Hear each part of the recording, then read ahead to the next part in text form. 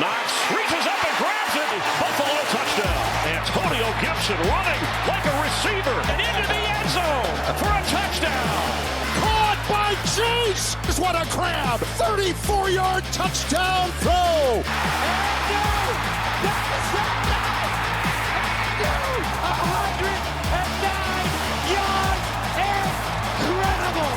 Still on his feet. Kareem Hunt racing towards the end zone and he's in. Board. Oh, touchdown. Carson galloping for the end zone and a touchdown. On its way. Bounces off the crossbar and it's good. Oh my God. Oh my.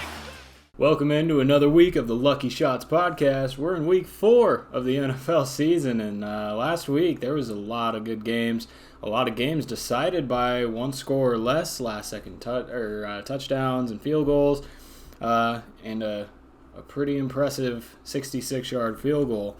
Follow the show on Twitter, Facebook, and if you're listening to the show on any of our various podcasting platforms, you can hop over to YouTube for the full experience. And if you're here watching on YouTube and you want to just listen to the show, we do have a podcast version of the show in various places. All of those links will be in the header for the YouTube page, so check all of those out. You can also check out our weekly rankings updated throughout the week. Don't forget to check out the new part of the show. Just started it last week. Lucky Bets with Dylan Corbett.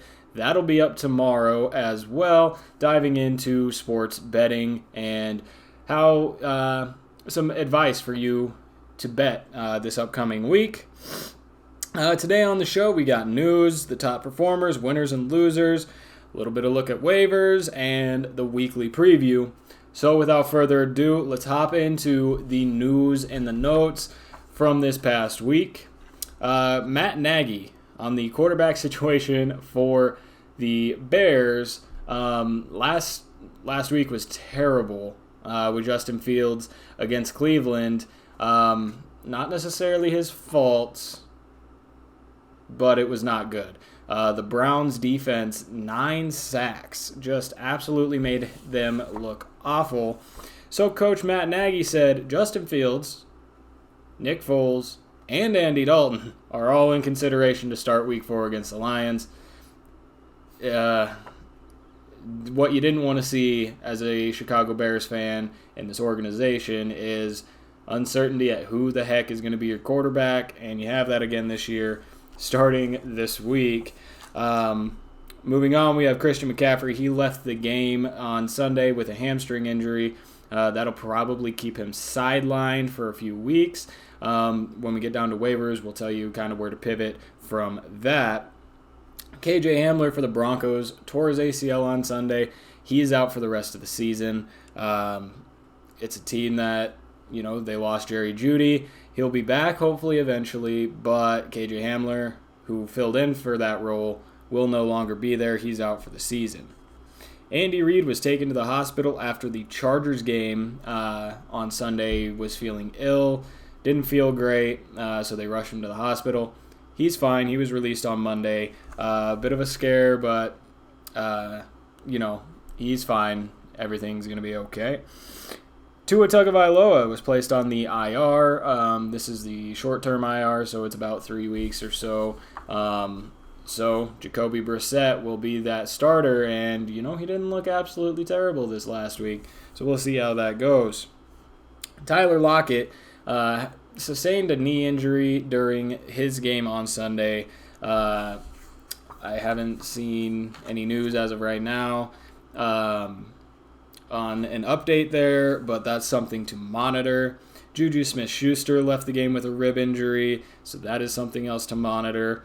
A.J. Brown also had a hamstring injury. With these hamstring injuries, it takes a little while, and those are going to linger and cause problems for the rest of the year. So for A.J. Brown, and then these two next guys, Sterling Shepard and Darius Slayton, who also sustained hamstring injuries, that's something you're going to have to monitor throughout the year. And even if they are playing, you're going to have to put them in at your own risk, being that they could go out of the game at any point with that same hamstring injury. So A.J. Brown, Sterling Shepard, Darius Slayton, all of those guys with hamstring issues.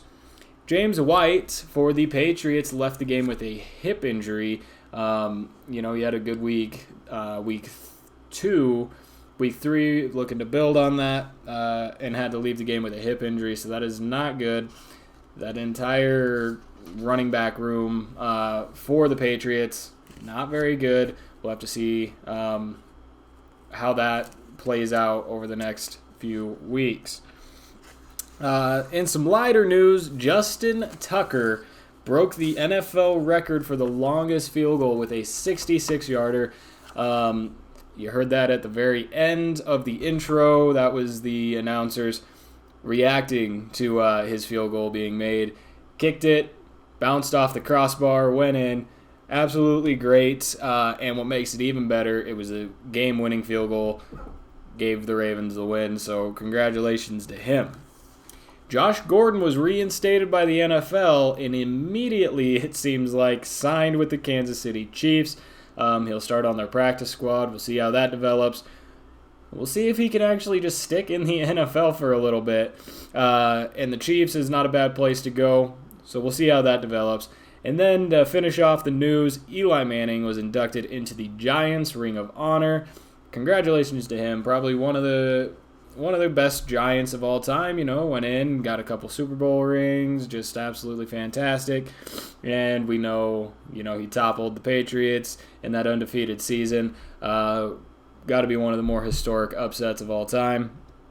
And then, him and his brother Peyton, no slouch of his own, they actually, for the first 3 weeks of the season, were doing a Monday Night Football broadcast where they were the commentators, bringing on guests and things like that. And it was a lot of fun to watch. I just watched it last week, and I was like, you know what, I'm going to start doing this every week, and that won't be again until week 7. So week 7 through, I think they said maybe 9 or something like that, they're going to continue to do that on Monday nights. So keep an eye out for that. It's normally on ESPN2, and it's a lot more fun than just listening to the normal guys for Monday Night Football. But that's it for the news and notes. Let's hop into the top players from last week, starting off at quarterback. And we have a new face here. Kyler Murray dominated this spot the last 2 weeks. But this week it's Josh Allen, finally back on the horse. He had 37.22 fantasy points with 358 passing yards, 4 passing touchdowns, 4 carries for 9 yards, and a rushing touchdown. About time we see the Bills back doing that, those kinds of things. They won, I believe, 45 to something. It was a good game for Josh Allen and the rest of that team. A guy like Zach Moss had a great game. Emmanuel Sanders. All of those guys looked great. They won 43 to 21, by the way. So good to see from Josh Allen. It's about time he's back on that horse. At running back, Najee Harris, finally paying off if you drafted him, had 28.2 fantasy points. Now, if you look at his rushing line, 14 for 40. Okay, big deal. 4 points there. But he was targeted 19 times, had 14 receptions and 102 yards. I don't know if this is how the Steelers are just planning on working with Ben and his lack of arm strength now. But if it is, you have absolute gold in Najee Harris now. 19 targets as a running back. That's insane. I mean, even Christian McCaffrey, who gets targeted a lot, has a lot of receptions. You don't see a whole lot of 19 target games and 14 catches. It was crazy. So good job, Najee. Let's see if he can continue to do it for the rest of the year. That would be pretty cool to see. At the wide receiver position, Mike Williams. He's got to be one of the shockers of the year. He had 33.2 fantasy points, 9 targets, 7 receptions, 122 yards, and 2 touchdowns. He is outdoing Keenan Allen right now. When you look at the stats, they're pretty even until it comes to touchdowns. But if you just watch the games, Mike Williams is just taking over. And it's not something people expected, and we'll just have to see if it sticks for the rest of the year. But right now, he's getting a lot of targets, a lot of receptions, and a lot of touchdowns. So that is very good for him. And, the Chargers, they finally put things together this week, had a great game. Love to see that. And then at the tight end position, Dalton Schultz, 26 points. I believe I told you guys week 1, go pick this guy up. He's going to be valuable. He had 7 targets, 6 receptions, 80 yards, and 2 touchdowns. We'll have to see if it sticks, but it looks just as involved as CeeDee Lamb, Amari Cooper, those guys in that passing offense. So I think he's going to continue to do this. And like I said a couple weeks ago, I think he could be the guy, that tight end for Dallas, that big target. And he proved it this past week against the Eagles. Moving on from our top players, we are in the winners. We're going to start off with my personal winner, Justin Herbert. Been waiting for something to happen with him. I was a week away from benching him for Sam Darnold. Finally goes out and performs. He puts up less yardage, but put up the touchdowns. He had 281 yards, 4 touchdowns, and 4 carries for 16 yards. It's a thing I was harping on last week about the Chargers is they put up a lot of offense, but they just don't score. Well, in a game that mattered against a really good Kansas City Chiefs team, or maybe they're 1-2 now, who knows. But in a game like that, finally goes out, puts up 4 touchdowns, and the rest of the team looked good. And you beat Patrick Mahomes and those Kansas City Chiefs. So great job for Justin Herbert. Love to see it.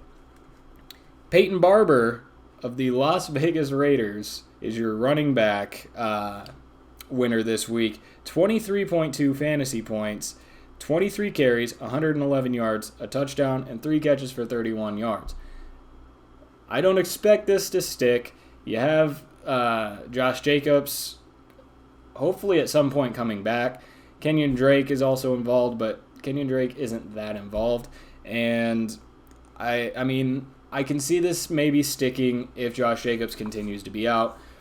So we'll just have to monitor and see how that goes. But at least for this week, that's a lot of carries, a good rushing total, and a touchdown. So great job for Peyton Barber. Then at the wide receiver position, we have Emmanuel Sanders with 26.4 fantasy points. He had 6 targets, 5 catches, 94 yards, and 2 touchdowns.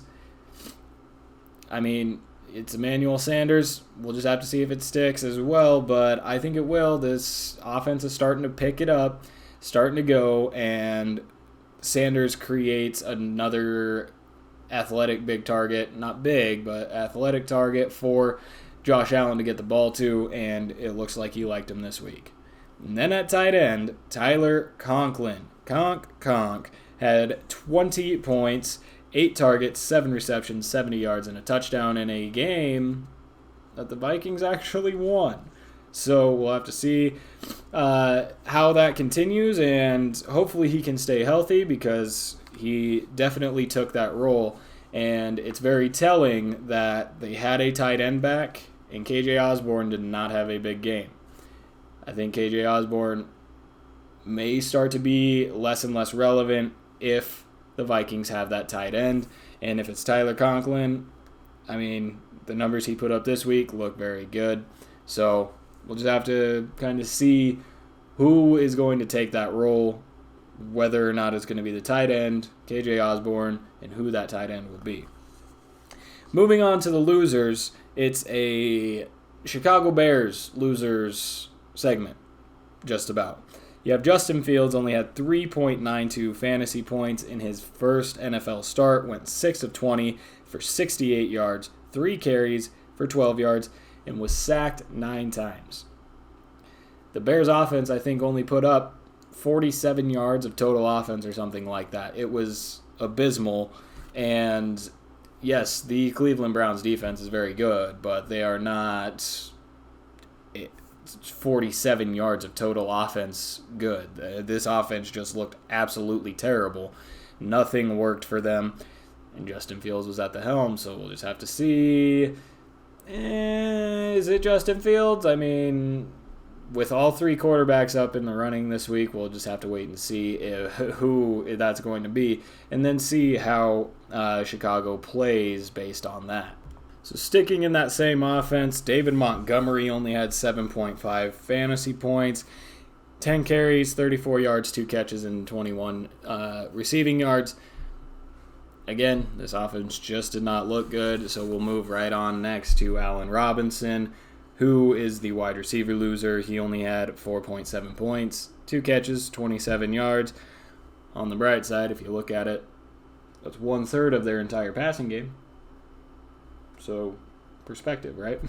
And then at the wide receiver position, TJ Hawkinson. He's been a stud these past few weeks.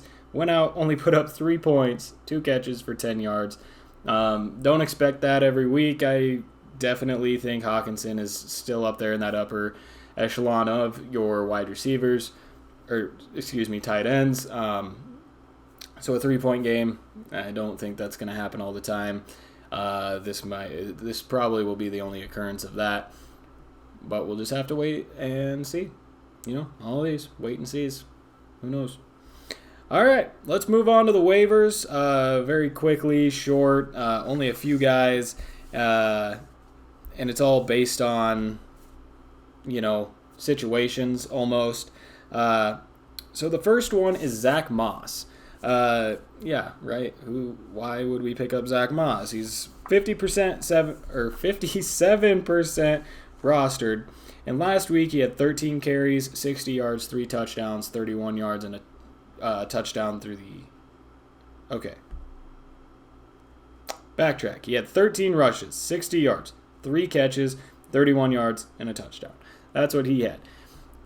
The reason that I think you can go pick him up and then possibly wait and see what's going to happen and possibly even plug him in right away is if the Bills' offense runs like this for the rest of the year, which you hope they will. Zach Moss is that guy. He's put himself into that situation, and if he can produce like this when the offense plays the way that they do, then he's going to be viable for you, I mean, a touchdown's a touchdown. 13 carries is a good workload. 16 total touches. And so we'll just have to kind of see if he produces, but if the Buffalo offense continues to play the way that they did last week, Zach Moss is going to be valuable. Then another running back, because of the Christian McCaffrey injury, Chuba Hubbard should be picked up immediately. We saw last year when McCaffrey went down, Mike Davis came in. Mike Davis was a stud for whoever picked him up last year, and hopefully it was the CMC manager. Hopefully this year it is also going to be the CMC manager to pick up that backup. But he's only 11% rostered. And after McCaffrey left, he had 11 rushes for 52 yards, 3 catches for 27. So you see a good line of production there with McCaffrey going out. Will he be Mike Davis of last year? We don't know that. But the situation warrants you to go pick him up, especially if you're the CMC manager. Go get him, plug him in. He's gonna produce something. I mean, if you have guys like, say, Leonard Fournette, Ronald Jones, Mike Davis, even for the Falcons right now, he's somebody that I think could outdo all of those guys with the role that he's gonna have to step into for the Panthers. But a little side note, Carolina did trade for C.J. Henderson as well, so I don't think that's gonna affect Hubbard at all. Hubbard is a great talent. But it may lighten the workload there if C.J. Henderson comes in and does something. But Chuba Hubbard, I think, is a very valuable pickup right now, especially for CMC managers. So go get him. At the wide receiver position, Emmanuel Sanders. He, on the season, has 20 targets and 11 receptions, so not a lot, but some days are like this, where it's 6 targets, 5 catches, 94 yards, 2 touchdowns. He's only 23% rostered, so he's still widely available. And again, he's like Zach Moss. If the Bills' offense is going to continue this way, and Josh Allen's going to throw 4 touchdowns, you can at least count on Emmanuel Sanders probably being one of those. So go pick him up, and you could plug him in. Definitely out of flex this week, and wait and see maybe if he could turn into that wide receiver too, and you can plug somebody else into the flex. But Emmanuel Sanders, yeah, he's not Stephon Diggs, but he's still very good. So he needs to be picked up immediately, in my opinion. And then we look at Hunter Renfro. He's 11.3% rostered. Last week had 6 targets for 5 catches, 77 yards and a touchdown. And in the first 3 weeks, he has 22 targets, 16 catches, and that touchdown that he scored last week. Renfro is actually, I believe, I didn't put it on here, but I believe he's the most targeted wide receiver so far for the Raiders. And he's 11% rostered. You have guys like Henry Ruggs, Bryan Edwards that are more rostered than he is, and he so far has been the main target. So go get him. I mean, Derek Carr is playing fantastic football. The Raiders are playing fantastic football. And with the absence almost of that running game, besides this last week because Peyton Barber is a guy. But Hunter Renfro is super valuable. You know, I preach that... what do I preach? Lord, can't think. It's very early, folks, and I was up earlier today. Volume comes out of those targets, and fantasy points comes from that value. So if he's getting a lot of volume, then that's the best opportunity to score you fantasy points.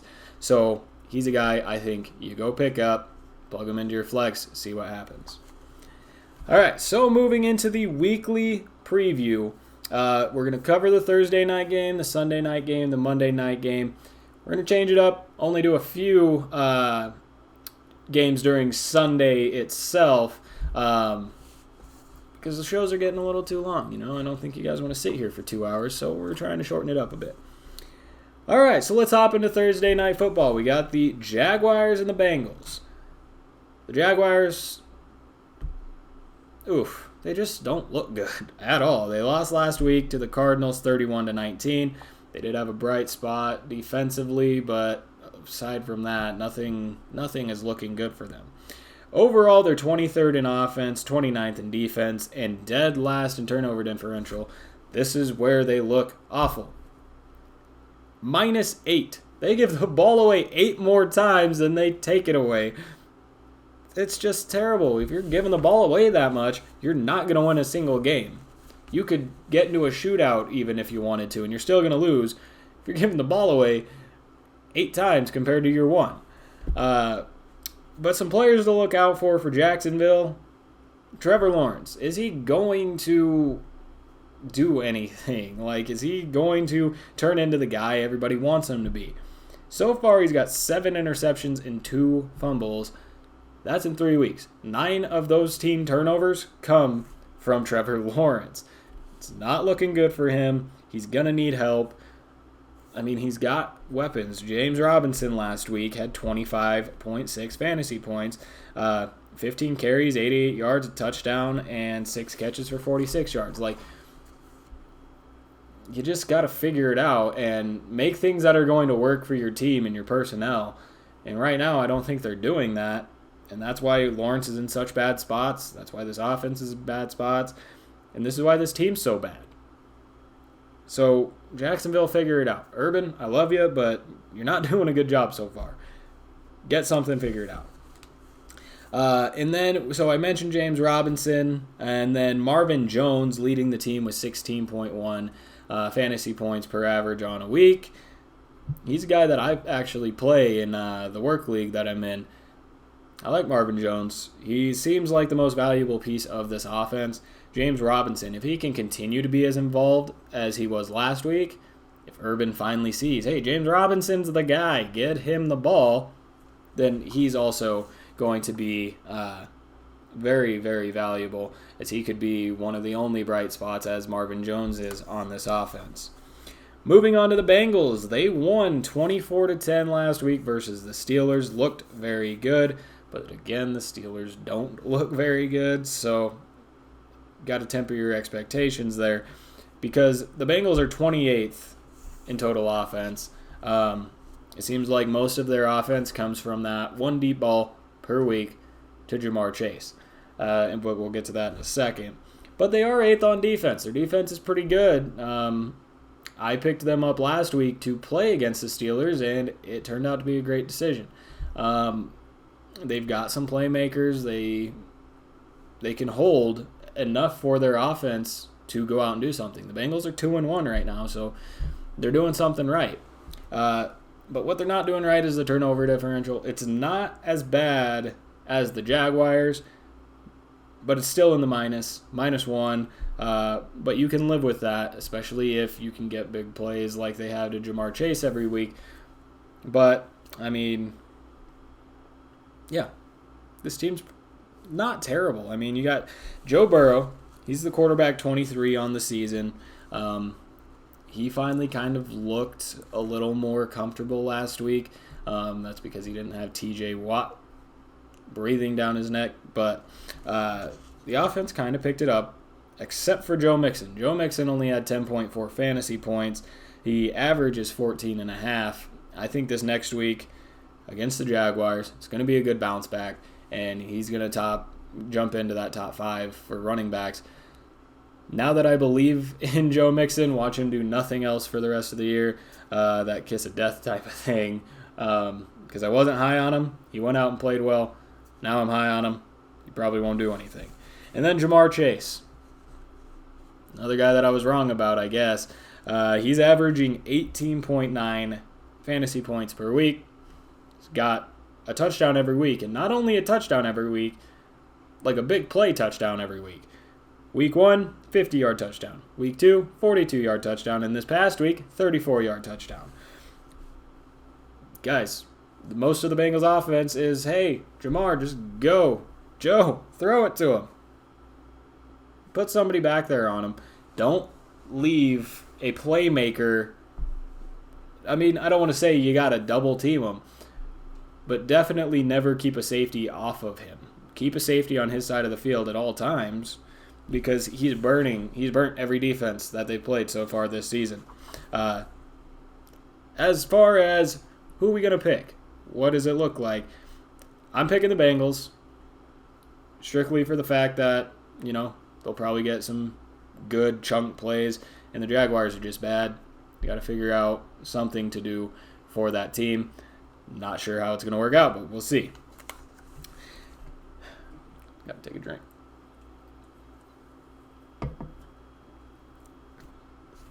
Excuse me. So, jumping into Sunday, one game that I'm actually pretty intrigued to watch is the football team versus the Falcons. Yes, I'm excited to see this game. Both teams 1-2, but it's going to be an interesting matchup. The football team, they lost 43-21 versus the Bills last week. But there's a lot of different things going on for them. They're 20th in offense, and what's the most shocking thing and why they struggle in a lot of games, I think, right now, they are 31st in defense. Not what I expected, not what anybody really expected, I don't think, after them being such a good defense last year. And their -3 in turnover differential. I mean, that equates to the defense not being very good so far. That equates to the offense running with a backup quarterback. So we'll just kind of have to see what Washington does to turn this around. Is Taylor Heineke going to be the thing? Because since stepping in as the starter, he's got 670 yards and 6 touchdowns. That's pretty good for the time he's been in. But they give him the ball too much. They allow him to try to run this offense too much when they should be giving it to this guy, Antonio Gibson. He only has 1 touchdown this season. That was last week. A 73-yard touchdown run, or pass reception, which wasn't a deep bomb. It was, you got him the ball, and he made a play. I don't know how much I have to preach. Give Antonio Gibson the ball, and he's a playmaker. You saw it in week 1. He had a really good game when they gave him a lot of volume. Week 2, didn't give him a lot of volume, didn't have a great game. Again, they cut J.D. McKissic essentially out of the game plan this week. Antonio Gibson was the guy, and he got the job done. And then you got Terry McLaurin sitting at 16 points per game. He has 21 targets in the last 2 weeks. A lot of guys are struggling to even have that for the season, and he had it in the last 2 weeks. He's heavily targeted, and as a fantasy guy, you got to put him in because Taylor Heineke loves him. So he's a guy you got to play. And then Logan Thomas is the tight end 7 on the year. He's had a touchdown in 2 of 3 weeks, both of those weeks with Taylor Heineke. So, or both those touchdown receptions, with Taylor Heineke. So Logan is a guy that don't worry about plugging him into your lineup because Heineke likes him, especially likes him when it comes to a red zone target, a touchdown target. So plug him in, especially in a game against the Falcons. The Falcons finally got their first win, 17-14, but it was against the Giants. They're 27th in total offense, 19th in defense, and have a -2 turnover differential. They're obviously, not very good so far. And does that mean you can't trust that offense? So far, you haven't been able to. Matt Ryan's only averaging 13.1 on the year. Mike Davis only 11.5. But a guy that I think you can trust, and I talked about it a little last week, and this week just continued to confirm it, Cordarrelle Patterson. He's the running back 9 on the season in the entire league for running backs. He has 11 receptions in the last 2 games, so especially in a PPR format, he's going to score you those points, and he's easily outscored Mike Davis at least the last 2 weeks. And again, he's the running back 9. I think we have to start believing in Cordarrelle Patterson. Not as the top running back in the league, but for the best running back and one of the better players on this team, apparently, because they continue to give him the volume. A guy that I'm a little worried about because I have him. I drafted him high, Calvin Ridley. He only has 14.1 this season, but it's because the offense hasn't really been moving yet, and they did a little bit last week against the Giants. We'll have to watch. I mean, again, Washington, their defense is pretty suspect, so the Falcons may have another week of trying to find their legs offensively. And one guy that you hope to see get into the mix more is Kyle Pitts. He's only at 8.3 points on the year, average-wise per week. But he's had 17 targets in the last 3 weeks, and as a tight end, that's not Darren Waller, Travis Kelce. That's a healthy target share. But they don't utilize him enough, and you'll kind of see on tomorrow's show, we talked about how do you incorporate Kyle Pitts, and to me, it's not hard. So tune in tomorrow to kind of listen to that, but in terms of who's going to win this game, I got stock on both sides. But being that the Giants beat Washington, I'm going to go ahead and say that the Falcons, who beat the Giants, can also beat Washington. It's not always that way, but Washington just hasn't really looked all that good. I think this game could turn into a shootout, though, and be a lot of fun to watch. So if the Falcons find their legs, then it will be a shootout because Washington's not afraid to throw 50 times with Taylor Heineke. But I think the Falcons could come out on top in that one. Then the Chiefs versus the Eagles. Both of these teams are kind of shaky. The Chiefs sitting at the bottom of the AFC West right now and coming off a loss to the Chargers 30-24. That's now 2 in a row. And, it looks like they're kind of struggling, They're 6th on offense, which is great, but 30th in defense. They have a terrible defense, according to the stats, and now according to the games, They've lost 2 in a row. They're -2 in turnover differential. Mahomes, who's had 3 touchdowns every week, also had 3 interceptions in the last 2 weeks, which could be a key contributor. 1 to that turnover differential, which then translates into winning the game. And then you have Clyde Edwards-Helaire, who's only averaging 9.9 per week. He's not producing really at all. But you'd love to see him get involved, and you'd love to see this offense get him involved, because he's a guy that could be a really good talent. So we just want to see that, but haven't yet this season.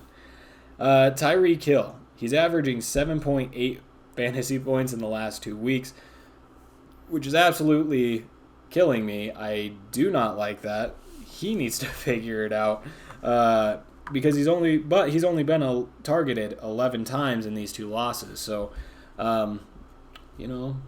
as a fantasy Tyreek owner, I'm just going to say, Chiefs, you targeted him 15 times in your win, and in your 2 losses, he's only gotten 11. So, do the math. Get the ball to Tyreek Hill. One guy they do get the ball to, though, is Travis Kelce. Don't need to talk about him. He continues to be the tight end 1 on the year. So we'll move on to the Eagles, who lost 41-21 versus the Cowboys. They gave up 380 yards and 160 on the ground. This is what I wanted to see.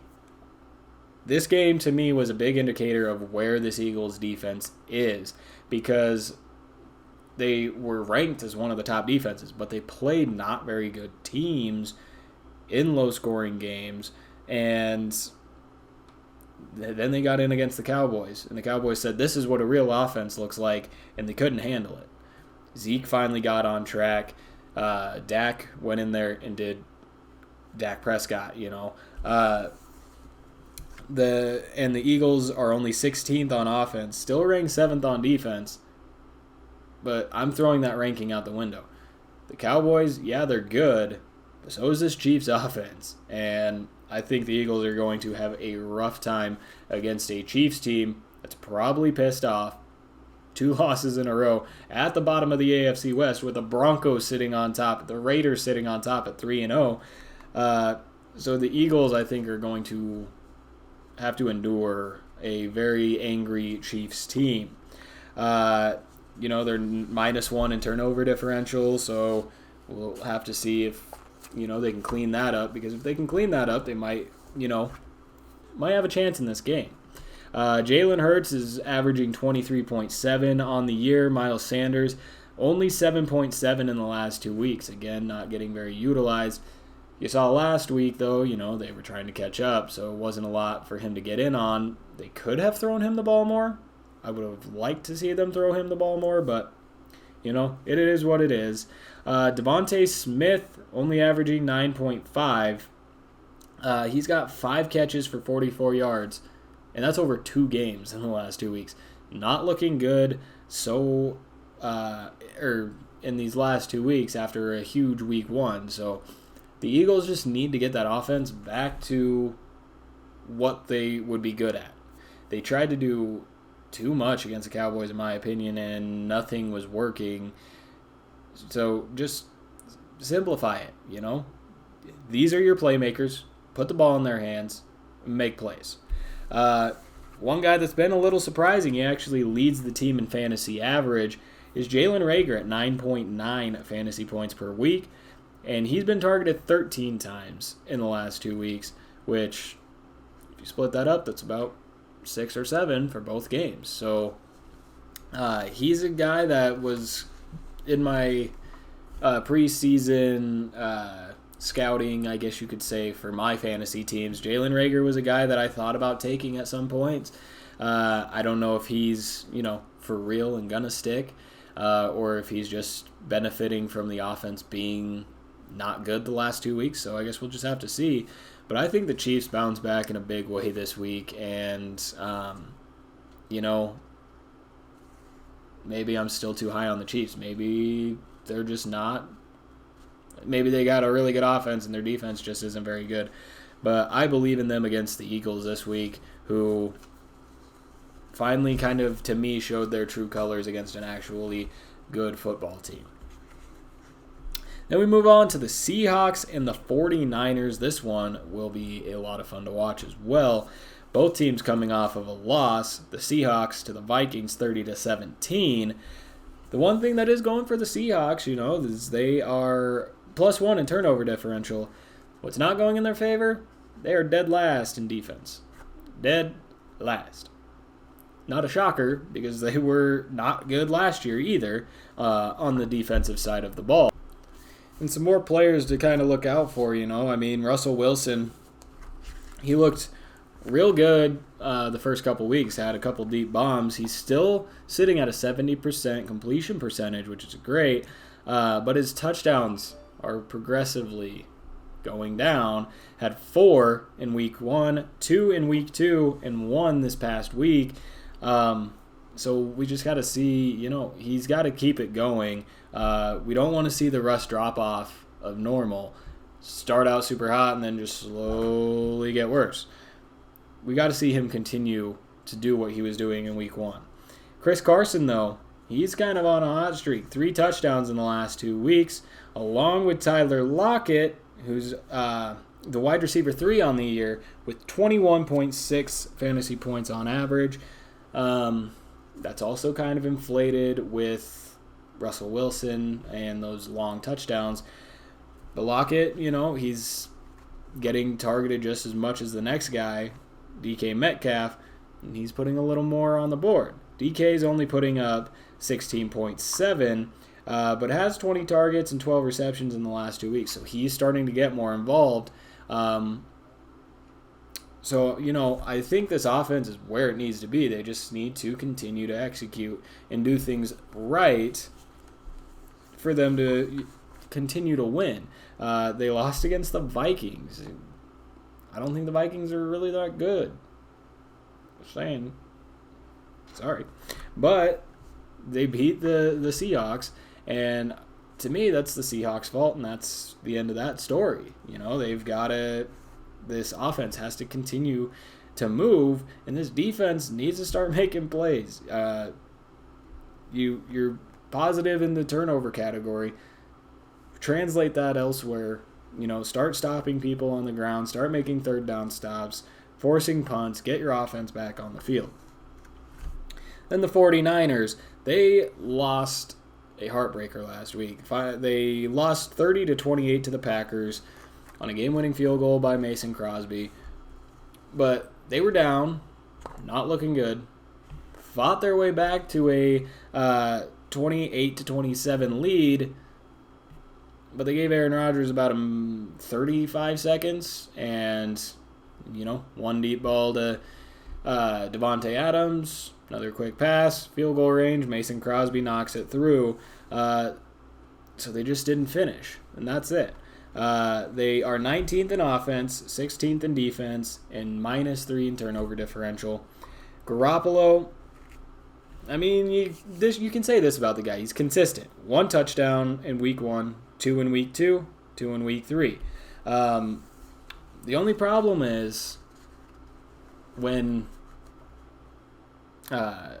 he can't get the job done, they bring in Trey Lance. Trey Lance came in again this week to run in another touchdown, and he did, and gave them those very valuable points right before half when Jimmy G threw it 3 times, couldn't get anything out of it. So who knows if we're actually going to see a real switch there, if they're just going to stick with consistent Jimmy. Then their running back room, we talk about it every week. Who knows? You got Trey Sermon, Elijah Mitchell, and Kyle Juszczyk. Juicy Juice looked like the best running back on the field last week. And he's honestly, in my opinion, I was watching it with a coworker, and they had Juszczyk out in the slot. They were moving him around, making him versatile, giving him the ball in different ways. He's pretty much the 49ers version of Taysom Hill. And honestly, from what I've seen from Trey Sermon, it's not cutting it. If Eli Mitchell is still, sidelined, not heavily involved, Juszczyk should get the ball more, in my opinion. I don't know if he's going to, but if he does, he's somebody you could look at in fantasy. But until you know for sure he's going to start getting the ball, definitely don't invest in him. And then you move on to Devo Samuel. He's the wide receiver 8 this year. 30 targets and 20 catches this season. Those are good numbers. But hasn't had a touchdown since the long bomb that he ran in for a touchdown in week 1. A little concerning. Maybe. But I don't know. This offense, honestly, just is a weird offense. You saw George Kittle get a run attempt. Just very creative. So we're just going to have to kind of, against the Seahawks, a division opponent, I think they're going to get more creative. And it's just going to be a lot of wacky stuff on the 49ers side. Hopefully it just doesn't get too wacky and they actually remember to play football and get the ball to the playmakers that they have on the field, like Samuel and like George Kittle, who had his first big game last week. 9 targets, 7 catches, 92 yards, and then, like I said, he had that 1 carry for a touchdown. Or not a touchdown, for 9 yards. But as far as who's going to win, I'm going to have to go with the 49ers just because of that creative offense, and you don't know what's going to happen. And the Seahawks, like last year, can't stop anybody. So I think the 49ers take that one. But here is the game I am most excited about. Cardinals and the Rams. It's the battle for first place in that NFC West. And the Cardinals are coming off that 31-19 win against the Jags. They are second overall in offense this year and 11th on defense and have a +3 turnover differential. The team looks solid. And Kyler Murray, he's sitting at quarterback 2 on the year. He's looking really good and just making plays, And then you got Chase Edmonds and James Conner in a backfield that's just it's another weird one to watch. You got Edmonds, who's the running back 17 on the year, averaging about 14 points, and has 4 or more receptions per week and 4.4 yards a carry. Then you look at James Conner, who had 18.3 last week and out carries Edmonds on the season. He has more of those rushing attempts than Edmonds. Where Edmonds' value comes in is when he does run the ball, it's for a decent amount, and then he's very involved in that passing game. Which one would I invest in more? Still James Conner, or not James Conner, still Chase Edmonds, like I have been for the first 3 weeks of this year. But James Conner's not a terrible look. If he can get into the end zone, continue to get the bulk of the carries, then he's not somebody bad to look at. And then DeAndre Hopkins, hopefully this is a bounce-back week for him. He was limited last week and leads the team in touchdowns, but other than that, it looks like he's underperforming. Rondale Moore has more receptions. A.J. Green has more targets. Christian Kirk has more receptions and yards. So, if he was in full last week, those numbers would obviously be different. But even the first couple weeks, if it wasn't for those touchdowns, he wouldn't have been really worth it as one of those top picks that you spent for Hopkins. But I think this week, there's a chance it could be a bounce-back week. They just have to be creative with where they're putting him, because Jalen Ramsey is probably going to be the guy that they move around with him the whole game. So move D-Hop around, confuse that defense a little bit, get Jalen Ramsey off of Hop, and see, how that works out. And then on to the Rams. They had probably the biggest win last week in terms of implications for the season. They beat the Buccaneers 34-24. They were 13th in total offense, 20th in total defense, and number 2 in turnover differential. Matt Stafford, gosh, I'm so happy for him because he's in an offense that suits him. And it's looked great this whole season. He's a quarterback 6 on the year with 23.7 points a week. If he's not in your starting lineup and sitting on your bench is how I mean, then you're doing something wrong. Then you got Henderson and Michel, I'd stay away from both of them because Henderson's still questionable. Michel only averaged 3.4 yards per carry last week with a full workload and only scored 10.9 points. Where I would really invest in this team is Cooper Kupp, wide receiver 1 on the year, a touchdown in every game. In the last 2 weeks, he has 2 touchdowns in both of those games, and has 10 targets or more each week. Where does that leave the rest of that receiving core? You get everybody else kind of involved. Tyler Higbee this last week had 5 catches for 40 yards and a touchdown, equating to 15 points. But, Cooper Kupp is the bulk of that offense with Matt Stafford. But this is going to be a very interesting game. Both teams fighting for that first-place spot in the division. The Cardinals looking good in all facets. The Rams looking like a high-octane machine on offense. I don't even know who to pick here. Because I have stake fantasy-wise in the Cardinals, we're going to go with the Cardinals on this one. But it's going to be a close game, and in my opinion, should be one of the Monday night games.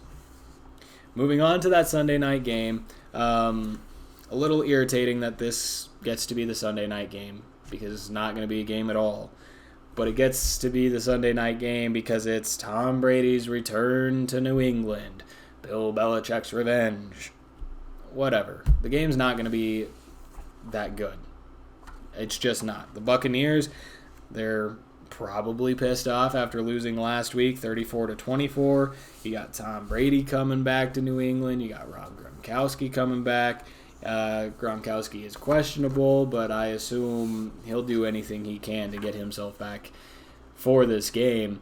Brady's actually the quarterback 1 on the season. Has over 1,000 passing yards and 10 touchdowns with only 2 interceptions. And I believe both of those actually came last week. One of them came in week 1. But he's averaging 28.5 fantasy points per week.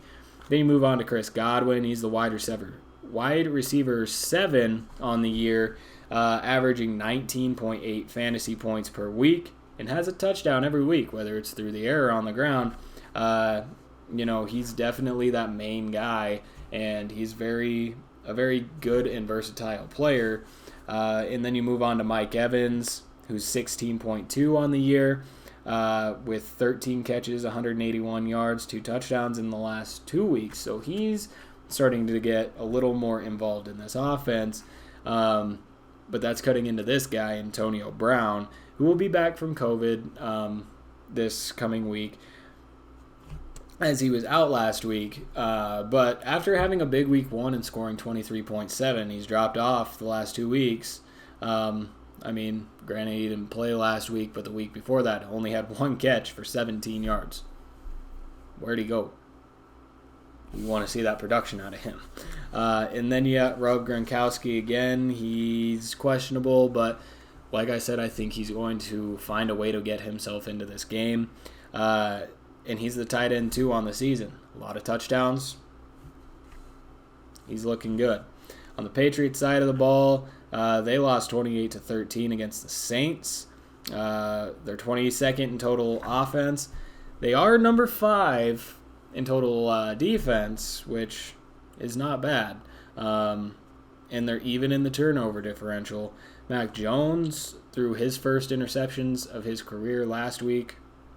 Sadly, it was 3 of them.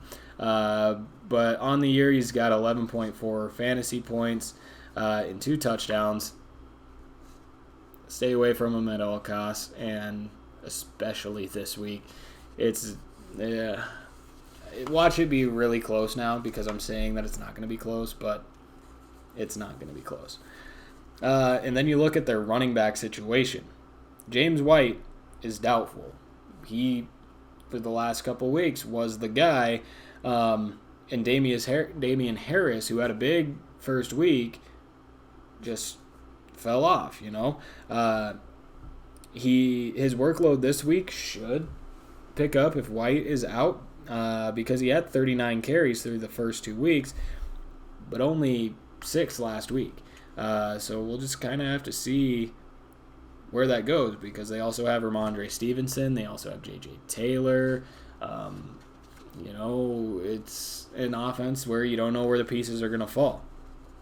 One piece that you do definitely want to invest in, just because he's like the Brandon Cooks situation for the Texans, is Jacoby Myers. He has 29 targets through the last 3 weeks and 19 catches, but only averages 12.2 fantasy points per week. That's just because the touchdowns aren't there, the targets, the yards, all of that are there. He's kind of like Justin Herbert was for me. You're waiting and waiting. He's producing but not getting touchdowns, so then it puts up less than great fantasy numbers. But Jacoby Myers is somebody I believe in. And then you got Nelson Aguilar, who's got 8.8 points total in the last 2 weeks, when in week 1 he had 18.2. I don't know what to think of that. I just think that this Patriots offense kind of needs to find their identity, and Mac Jones just needs to step up and be that player that they made the starter over Cam Newton. And then you got Jonnu Smith and Hunter Henry. Neither one of those guys are looking any sort of good. Smith last week had an ugly play that led to an interception. It hit him in the hands. He got hit as he was falling, tipped the ball up into the air. It was just weird, and got picked off. So I would stay away from both of those guys. Neither one of them looking very good. And then Monday Night Football. This should also be a really good game, as the Raiders take on the Chargers. The Raiders, they won last week in a close one that they almost gave away, 31-28 versus the Dolphins. The Raiders, surprisingly, are the top offense of the league and 14th in defense with a +1 turnover differential. One of the main reasons that they're the number one offense is because Derek Carr is just showing off. He's doing crazy things, doing really well, and he's got this offense in a position that, we haven't seen them in before for a long time. If you look at their running back room, it's just as shaky as everybody else's. You got Josh Jacobs, didn't play last week, still questionable this week. Kenyon Drake, who's got 34 touches for 182 yards. But then you got Peyton Barber, who walked into the lineup last week, casually scored 23.2 fantasy points on 23 carries for 111 yards and a touchdown with 3 catches for 31 yards. That is a huge workload for Peyton Barber, who's not super talented. But he just walks in, gets almost as many touches as Kenyon Drake has in 3 weeks, and plays the best game that a running back for the Raiders has had this season. I mean, sure, Josh Jacobs had 2 touchdowns week 1, but everything else was not good. This was a complete performance for Peyton Barber. So if Jacobs is out this week, I think you slide in Peyton Barber maybe. Who knows? Then you got Henry Ruggs. He's averaging 13.9 fantasy points on the year. He's got 19 targets, 11 catches, and a touchdown. But the guy who is that number one on this team, we talked about him a little earlier, I believe, in the waivers. Let me just make sure that that actually happened, because I'm not sure.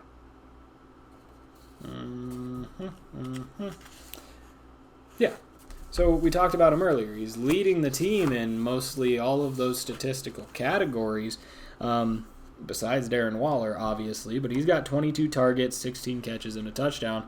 He's averaging 14.1 fantasy points per week. So if I'm a guy that has Henry Ruggs and Hunter Renfro is still out there, I'm going to pick up Hunter Renfro and putting him in over Henry Ruggs. Ruggs had that big play last week, but that's about the only thing that saved him to have a great fantasy week. Then you look at Darren Waller. He's number 4 in the tight end position. 33 targets for 20 catches and a touchdown. Those targets lead the league.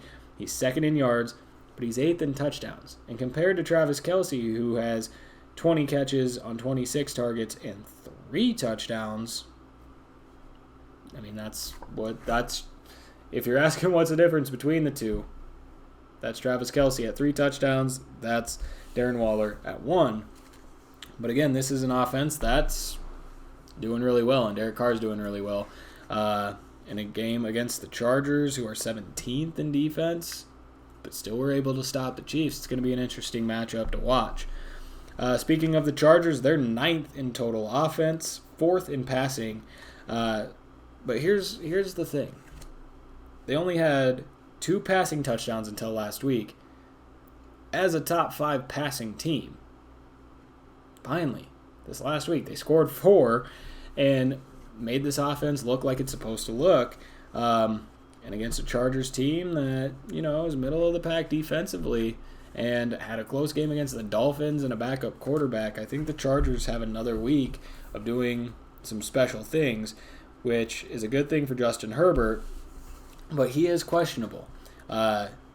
He had his throwing hand wrapped up and iced immediately after the game last week. So you'll have to monitor that. I'll have to monitor that. But if he is going to play, he finally had 4 touchdowns last week. And against the Raiders, I think it could continue. Then you got Austin Eckler. He's the running back 5 on the year. 50 touches. It's heavily involved. And that even includes him kind of maybe limiting himself with some of those little minor injuries he's had. But he's got 50 touches for 279 yards and 2 touchdowns. I mean, you drafted Austin Eckler to expect that volume, to expect good things, and that's what you've been getting so far. Again, the surprise of the Chargers is Mike Williams. He's the wide receiver 2 of the league. Has 31 targets, 22 receptions for 295 and 4 touchdowns. And like I said, the stat line with Keenan Allen looks about the same. Keenan Allen's got 33 targets for 21 receptions, 258 yards, and a touchdown. But again, that's the difference, is those touchdowns. And, you saw it last week in a pressure cook situation. Last year, you saw him go to Keenan Allen. This year, and last week, he went to Mike Williams. This is not me saying you need to boot Keenan Allen because both these guys are still startable. But Mike Williams should be seen as a higher player as of right now than Keenan Allen, who's the wide receiver 12. For who's going to win the game? We're going to go with the Raiders. I think Derek Carr just gets to keep working that magic for some reason. I really hope the Chargers offense still does well. But I think the Raiders, they've got some sort of weird magic on their side. Derek Carr looking fantastic. Peyton Barber coming in and doing what he did last week. So I think they continue with that magic. All right, everybody, that is it for this week's show. Thank you for watching. Don't forget to like and subscribe. Share our pages and the channel. You can follow all of the socials right here. And, like I said, don't forget to tune in tomorrow for the Lucky Bets portion of this show with Dylan Corbett. But other than that, good luck in your fantasy matchups this week. Wish me luck. Got 2 big games coming up. But good luck. Have a great week. Thanks for watching. Tune in next week.